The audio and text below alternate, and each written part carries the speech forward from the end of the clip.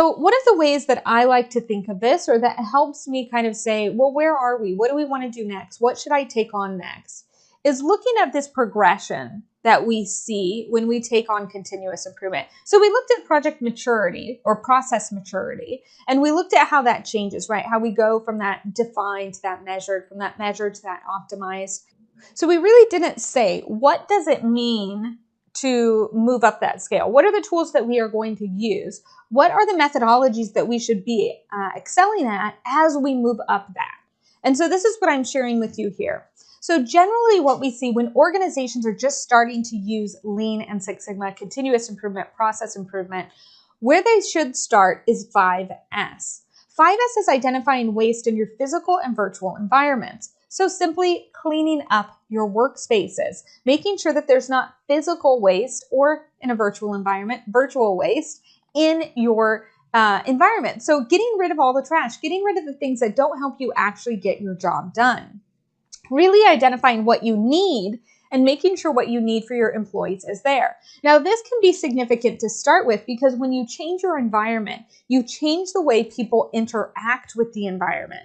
So you're more likely to sustain those changes. Now, I want you to think about a time when you had to dramatically change your environment. For a lot of us, we've had to do that during COVID.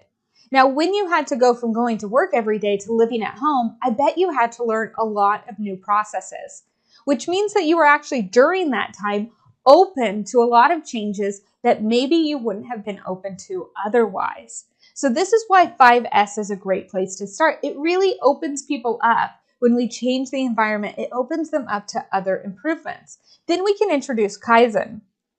Kaizen is those rapid improvement events. So small changes that really are lean focused, really we're taking that shovel and we're getting that waste out of the way.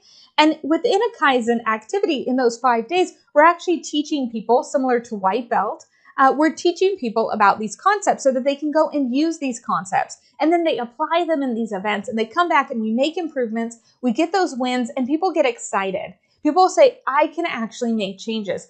I'm actually empowered to make improvements. So we win the hearts and minds in Kaizens.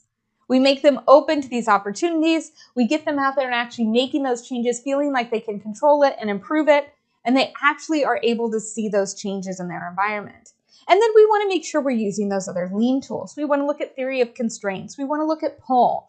We want to implement those methodologies, those tool sets, so that we are getting all that dirt out of the way, all that waste out of the way, so that we can focus on value.